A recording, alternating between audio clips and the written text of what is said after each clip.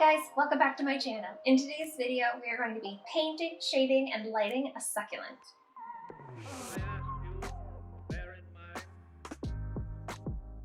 So I'm starting off with a succulent that I've already drawn using my Succulent Builder Procreate kit. And I showed the process of doing that in my last video, which you can check out. You can start with any succulent that you've drawn. It just needs to be line work. I'm going to be using primarily default Procreate brushes. You can use any paper texture you like. I'm going to be using one from the Overlay brush pack from Uproot Brushes, which has a bunch of really cool paper textures. If you want to follow along exactly, the link to get that is in the description as well. Now, before we dive into rendering the full succulent, I am going to walk through the steps with a couple of individual leaves. Because a succulent is really just a bunch of independent objects, that is, leaves, in a collection meaning the plant, starting small like this will help more clearly illustrate what I'm going to be doing later on. So to start, here I have 2 leaves that I've stamped from my Succulent Builder kit. These are spaced out slightly for this first step here. You'll also see on a layer I have a couple arrows drawn on the upper left to indicate my light source. I'll turn that layer on in a bit.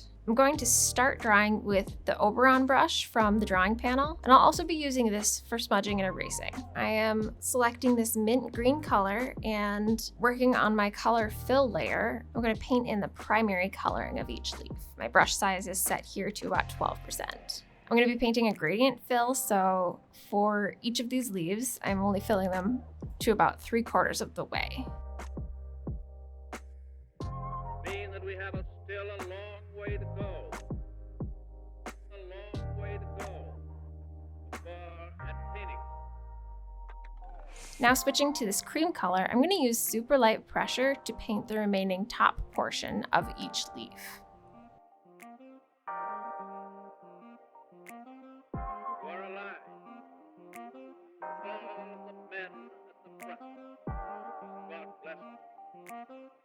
With this darker teal color, I'm adding this on the bottom quadrant.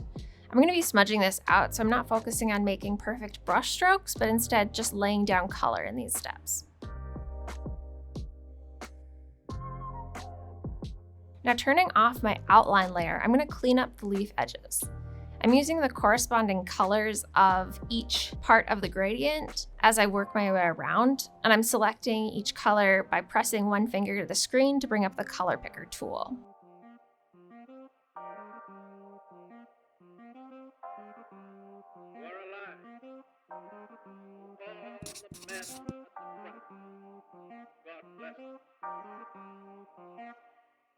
Now with the smudge tool, I'm still going to be using the Oberon brush with this. And here I have the size set to about 9%. What I'm trying to do here is smooth the transition of color using lots of little strokes to pull the pigment around. Because this particular brush has such a defined hard edge, it does take a little more time to get a smooth blend.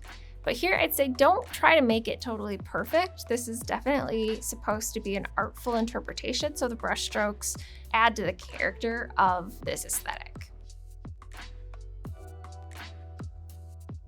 Once it's fully blended, I'm going to come back into the layers panel in a moment and change the blend mode for the actual shadows. But first I want to talk through the concepts of what we're doing. I'm going to be using this dark blue, and for all of the shadows, I'm setting my brush size to 7% and the opacity to 50%. Now, if I were to draw shadows on these leaves as they are right now, standing separately, they'd have some form shadows, which is the shadow on surfaces where the light doesn't reach all the way around the object. And then each leaf would cast separate shadows onto the surface that they're standing on. The cast shadows would be darkest closest to the base of the leaf, and then they would soften as they extended further away and more light filled the general area.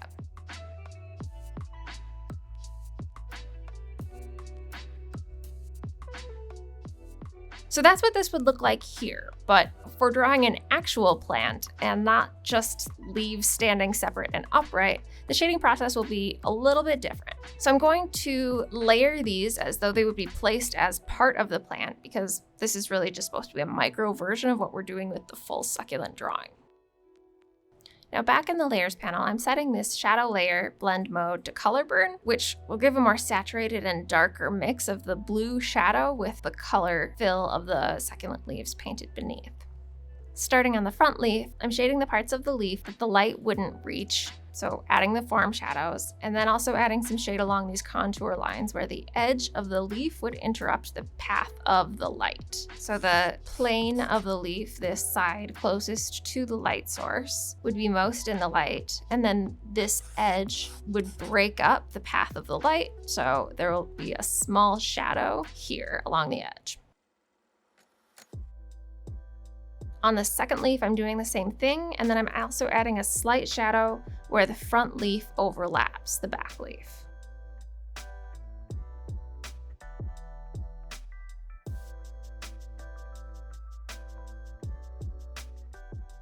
To blend here, again, I'm going to turn off the outline layer, and with a smudge tool, the size set to about 15%, I'm going to blend to soften these shadows. It's important not to overblend on this step. You want to maintain a certain level of crispness and contrast, especially at the edges. Most shadows do soften as they mix with light, but don't shy away from some high contrast areas. Now that I've blended the shadow out, I'm adding in a little more shadow here in the middle to help contour the leaves. They're both supposed to be curved in the middle, so adding this shadow here will help convey that shape. Now on the highlight layer, I'm changing the blend mode to add. Here I'm going to select the same cream that I used for the top portion of the leaves. Keeping the brush set at 50% opacity size, here I'm going to change to about 9%. Because the add blend mode makes this especially bright, I'm just adding the slightest touch of highlight to the parts that would be most hit by the light source. So here that's the upper and outer edge, and a little bit here on this inside edge as well. Now using the smudge tool, I'm going to soften this to again make it look more natural, but still respect the edges to keep a high contrast. And then blending down on this side edge and inward at this inner one.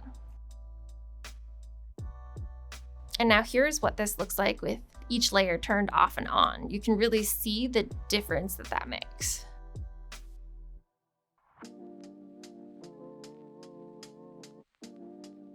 For the full succulent, I'm starting by adding a texture layer. For this, I'm setting the primary color to black and secondary color to white. On this top texture layer, I am using a single brush stroke to fill this layer completely with the texture. Then I'm going to go into the layer blend mode and change that to overlay.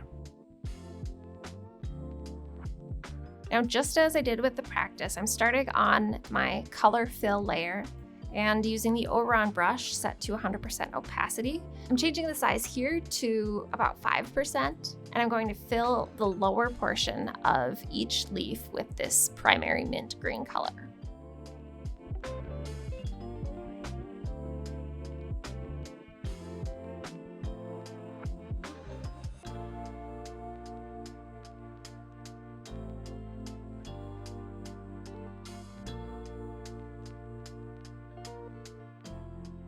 With this cream color, I'm filling the top quadrant using super light pressure to just slightly overlap the mint a bit.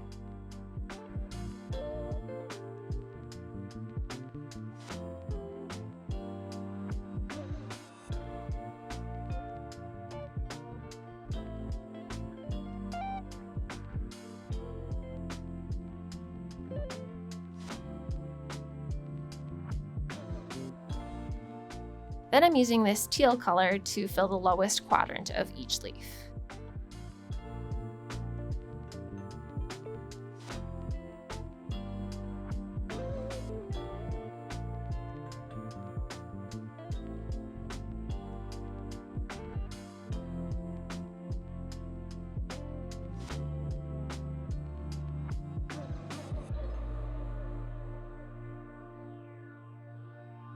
Now I'm going to hide my outline layer so I can see all of my brush strokes better to clean up these edges. Because the outline hides some of the fill, these are somewhat thicker lines, I'm going in with the corresponding colors to neaten out any of the rough brush strokes.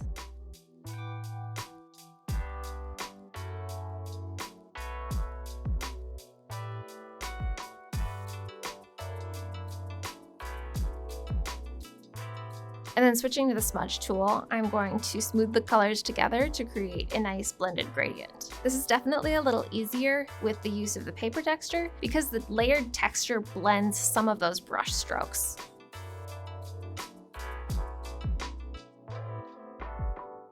The fringe of space, the first stage shuts down. Now, watch.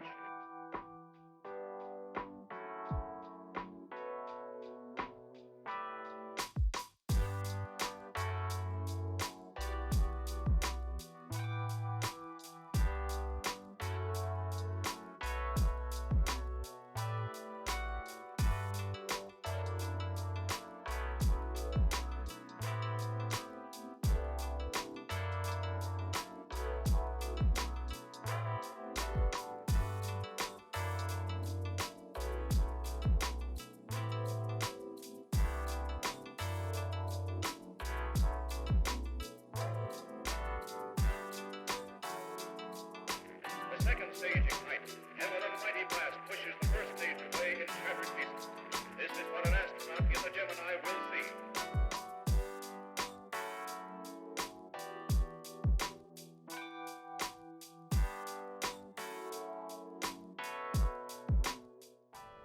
Once I'm done blending, I'm turning back on my outline layers, but I'm going to reduce the opacity so I can see through it. Then on my shade layer, I'm setting the blend mode of this layer to color burn, and selecting the same dark blue color, I'm going to use the Oberon brush set to 50% opacity, and the size here I'm setting to about 9%.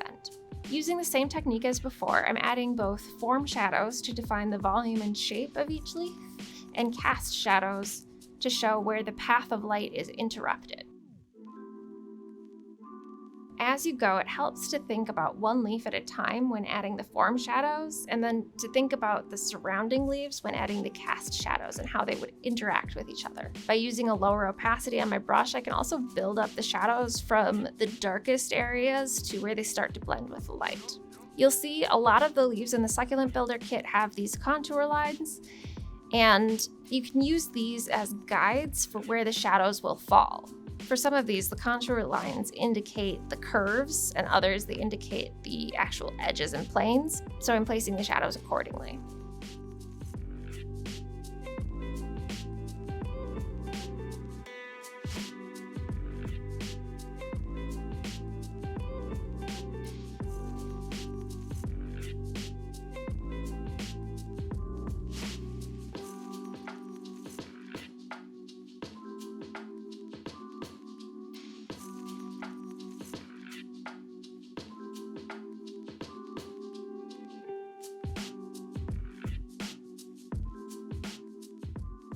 Now, switching to the smudge tool, I'm going to soften in these shadows again. And here, again, I want to be sure to maintain some high contrast and some of the definition that I created when painting those brush strokes, so I'm careful not to completely overblend and over-render it.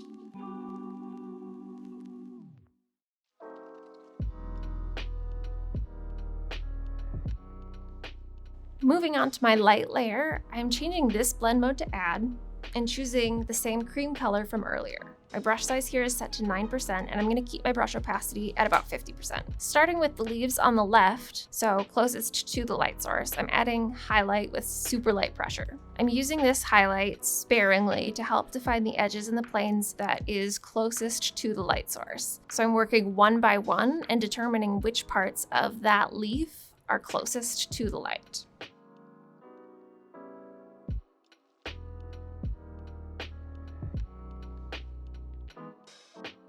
Then with the smudge tool, I'm going to soften up the highlight, maintaining again some of that definition of my brush strokes where I want the high contrast.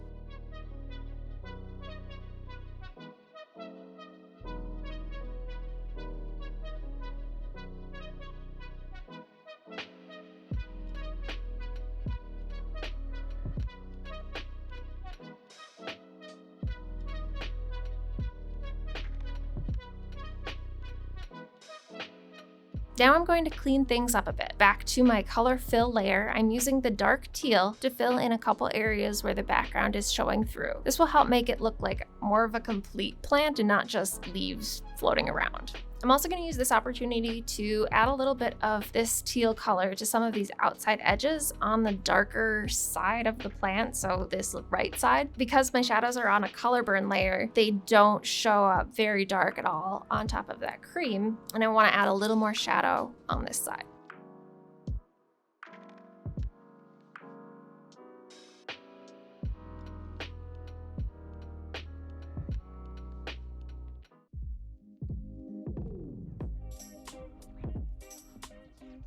In my layers panel, I'm going to change the shade and the light layers to both be clipping masks over the color fill layer. Now I'm going to add some shadow underneath the entire plant. I'm going to move on to the scene layer. Using the same dark blue as before, I'm going to paint in using the Soft Airbrush, which is from the Airbrush panel. Here I'm going to set the brush opacity down to about 20, and the brush size for the first step, I'm setting at 35%. Working on this right side, so the side furthest from the light source, I'm softly brushing in some shadow here, staying pretty close to the plant itself.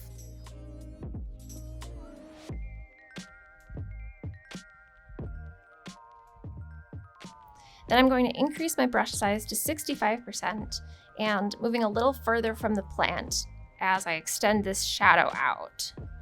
Because this is on such a low opacity, I'm able to build up the color in a pretty natural looking way. This will help make it look like it's more finished. It's not just floating around, that it's actually sitting in an environment.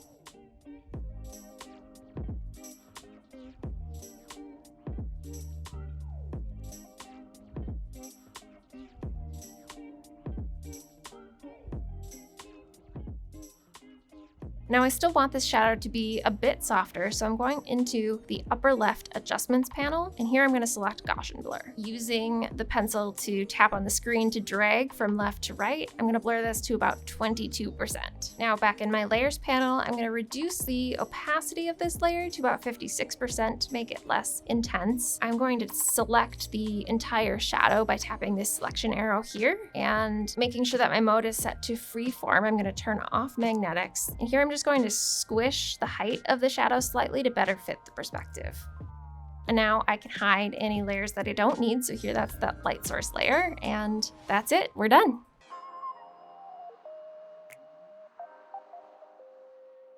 You are alive. To all the men at the front. Thank you guys so much for watching. If you want to get the Succulent Builder Kit, you can follow the link in the description. The overlay brush pack is also linked below. If you liked this video, give it a thumbs up and subscribe for more. I put out new videos every Wednesday. Thanks again for watching, and I'll see you in the next one.